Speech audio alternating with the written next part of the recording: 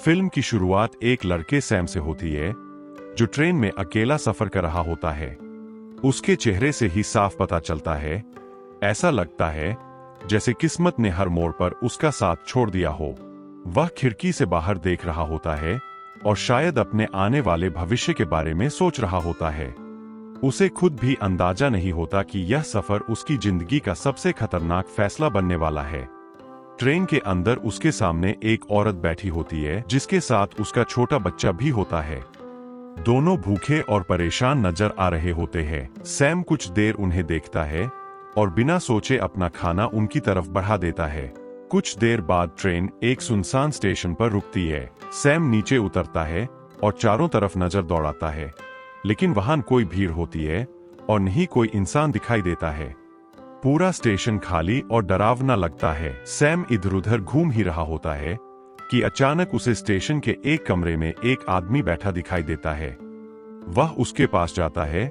Sam थोड़ा चिढ़कर पूछता है, भाई बाथरूम किधर है? आदमी सिर्फ हाथ से इशारा करता है और चुप रहता है।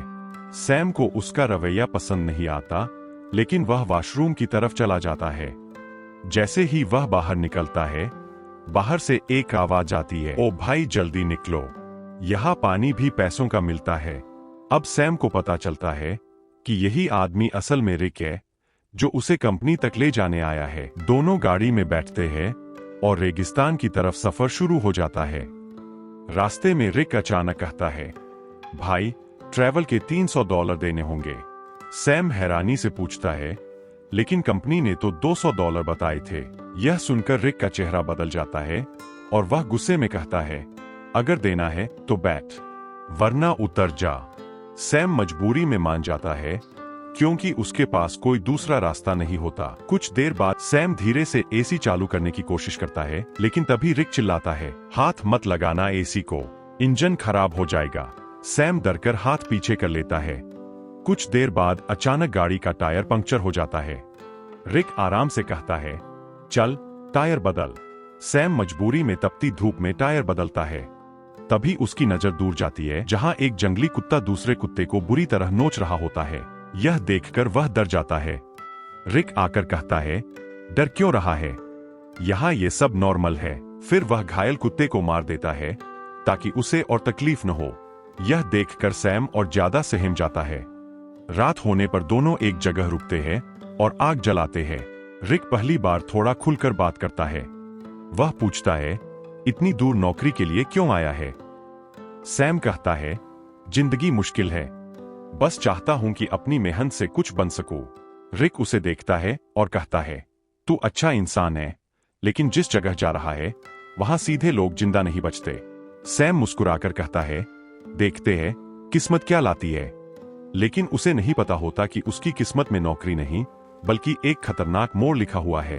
अगली सुबह दोनों फिर से अपने सफर पर निकल पड़ते हैं। इस बार गाड़ी सैम चला रहा होता है, जबकि रिक आराम से पीछे बैठकर सो जाता है। लेकिन रेगिस्तान की तेज गर्मी सैम को परेशान करने लगती है। वह चुपके से एसी चालू कर देता है। जैसे ही ठंडी हवा चलती है, कुछ ही मिनटों में गाड़ी झटके खाने लगती है और अचानक इंजन बंद हो जाता है। गाड़ी बीच रेगिस्तान में रुक जाती है। रिक की नींद खुलती है और जैसे ही वह स्थिति समझता है, वह गुस्से में आग बबूला हो जाता है। वह चिल्लाता है।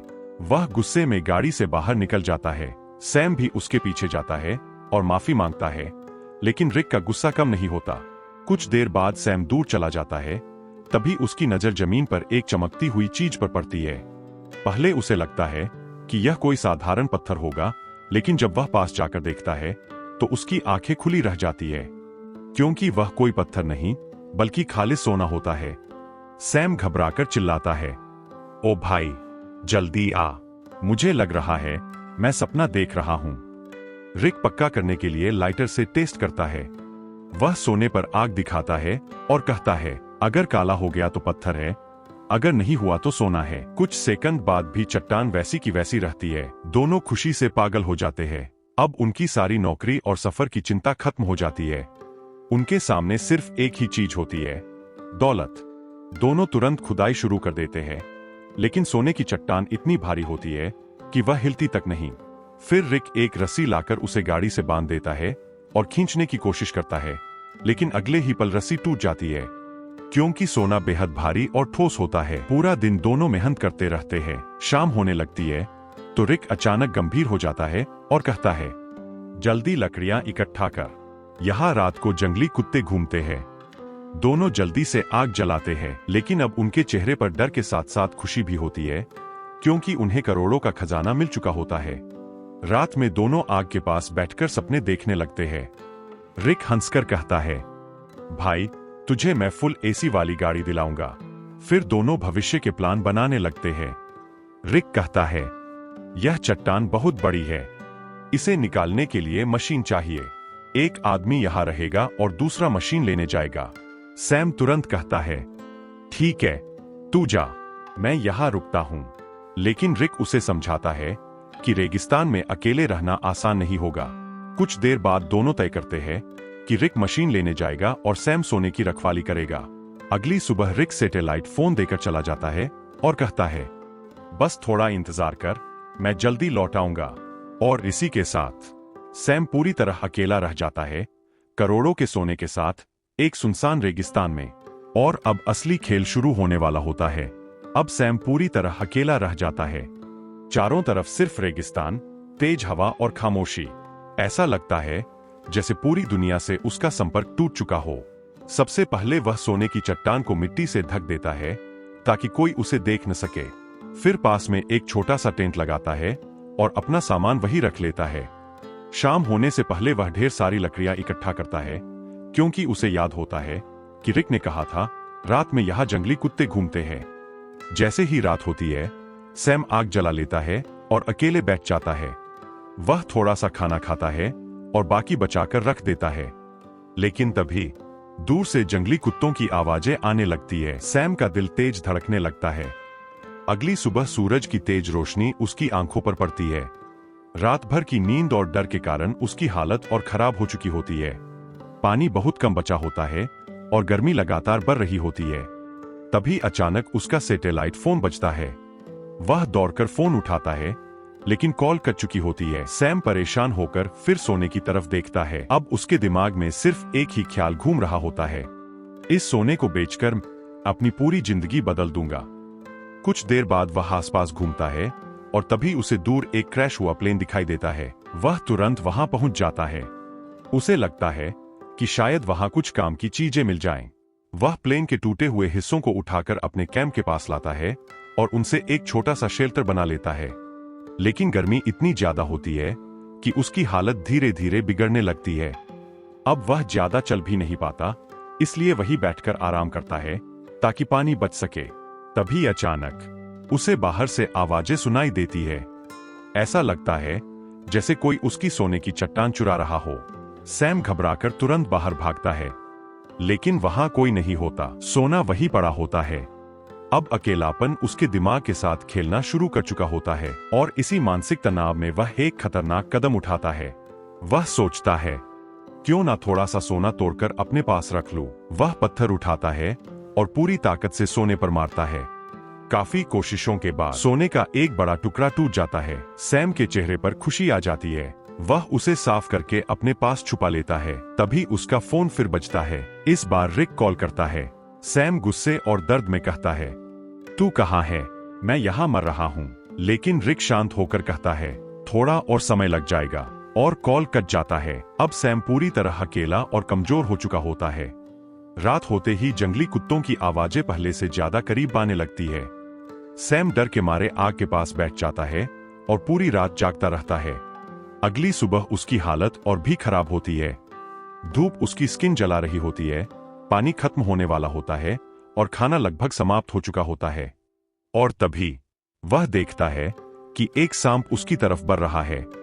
भूख की वजह से वह उसे मारने की कोशिश करता है, लेकिन इसी दौरान उसकी पानी की बोतल गिर जाती है और बचा हुआ पानी रेत में बह जाता है। अब सैम सच में एक ऐसी जगह पर पहुंच चुका होता है जहां से वापसी लगभग नामुमकिन लगने लगती है। अब सैम की हालत लगातार बिगड़ने लगती है। पानी लगभग खत्म हो चुका होता है, खाना भी नाम मात्र बचा होता है और ऊपर से रेगिस्तान की झुलसा देने वाली गर्मी उसे अंदर से तोड़ रही होती है। लेकिन तभी उसे दूर एक इंसान अपनी तरफ आता दिखाई देता है।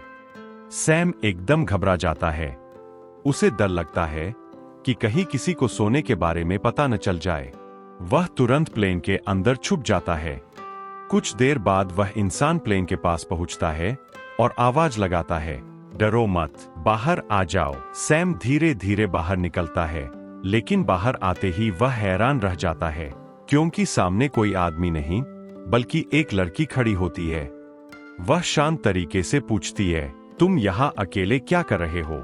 लेकिन सैम कुछ भी बताने को तैयार नहीं होता। वह बस चुप रहता है और कोशिश करता है कि लड़की जल्दी यहाँ से चली जाए। कुछ देर बाद वह कहता है, अगर रहना है तो इस प्लेन में रुक जाओ, लेकिन मुझसे ज्यादा सवाल मत करो। यह कहकर सैम वापस अपने कैंप की तरफ चल देता है। लेकिन लड़की को अब शक होने लगता है। उसे महसूस होता है कि सैम उससे कुछ छुपा रहा है, इसलिए वह चुपचाप उसके पीछे चल पड़ती है और आखिरकार उसके कैंप तक पहुंच जाती है। रास्ते भर वह सवाल पूछती रहती है, तुम यहाँ कैसे पहुँचे? तुम अकेले क्या कर रहे हो? आखिर तुम मुझसे क्या छुपा रहे हो? अब सैम घबराने लगता है। उसे डर होता है कि अगर लड़की ने सोना देख लिया तो सब खत्म हो जाएगा। वह गुस्से में कहता है, तुम्हें यहाँ नहीं आना चाहिए था, यहाँ से चली जाओ।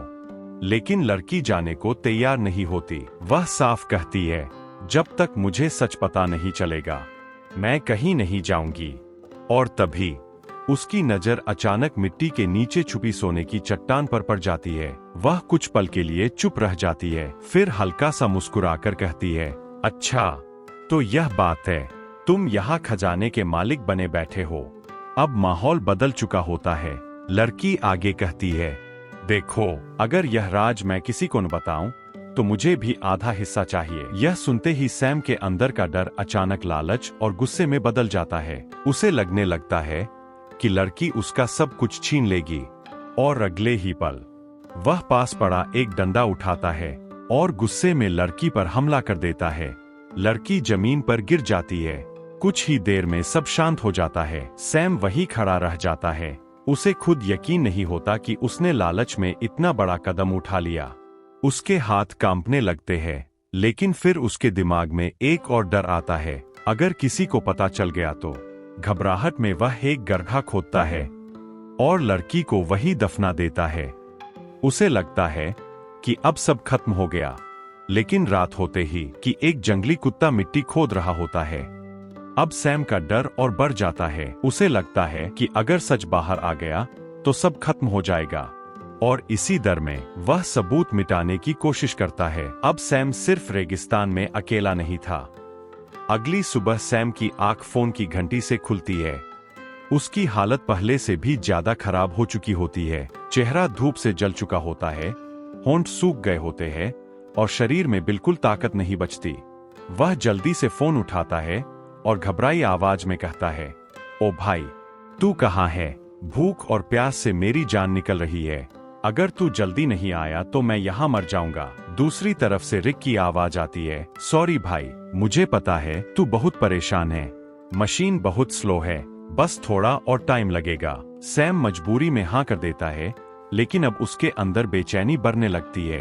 उसे हर पल डर सताता है कि कहीं कोई जंगली जानवर हमला न कर दे या कोई इंसान आकर सोना न ले जाए। कुछ देर बाद उसकी नजर दूर सड़क पर गुजरती एक गाड़ी पर पड़ती है। एक पल के लिए उसके दिमाग में ख्याल आता है, क्यों न सोने का एक टुकड़ा लेकर यहाँ से निकल जाऊं। इतनी दौलत भी पूरी जिंदगी बदलने के लिए काफी है।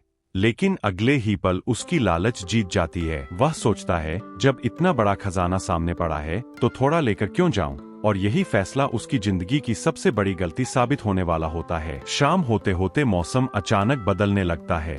तेज हवाएं चलने लगती है और देखते ही देखते एक भयानक रेतीला तूफान आ जाता है। सैम अपना सामान बचाने की कोशिश करता है, लेकिन तेज हवा उसका टेंट उड़ा देती है। वह खुद को बचाने के लिए भागता है, मगर तूफान में बुरी तरह फंस जाता है। कुछ देर बाद जब तूफान रुकता है तो वह खुद को बेहद खराब हालत में पाता है।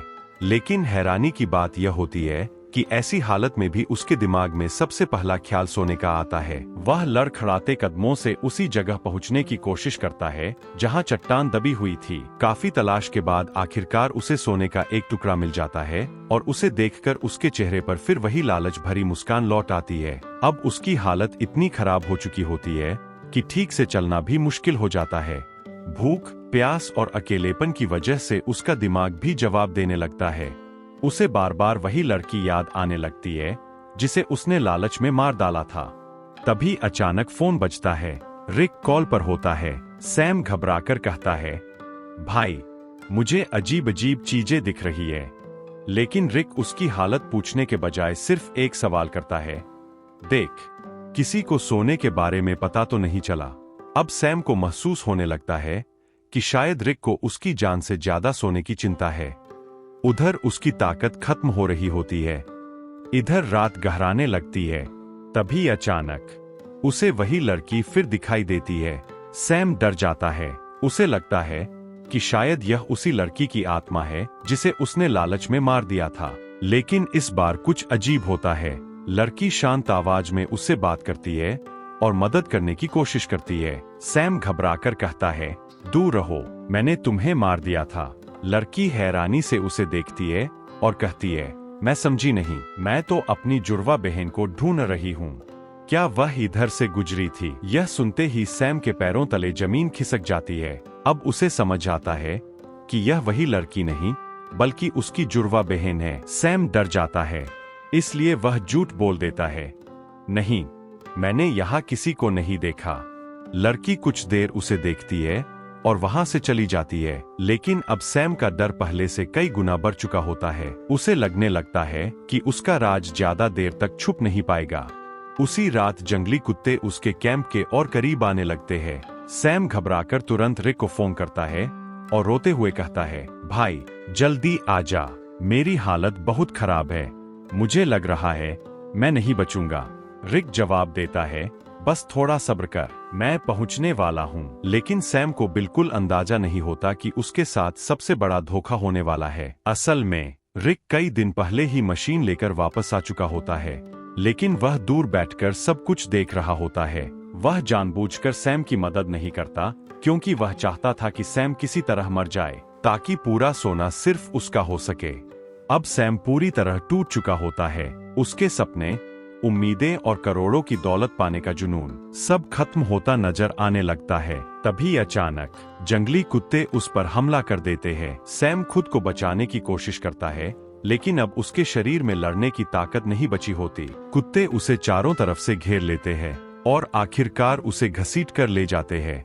दूर बैठा रिक यह सब देख रहा होता है। जब उसे यकीन हो जाता है कि सैम अब मर चुका है, तब वह मशीन लेकर सोने की तरफ बढ़ता है। लेकिन तभी शूं, एक तीर तेजी से आकर सीधे उसके सीने में लगता है। रिक वहीं गिर जाता है और फिर सामने आती है उस लड़की की जुड़वा बहन। असल में उसे पहले ही शक हो चुका था और वह काफी देर से सब पर नजर रख रही थी। और इसी के साथ इस फिल्म की कहानी यही खत्म होती है।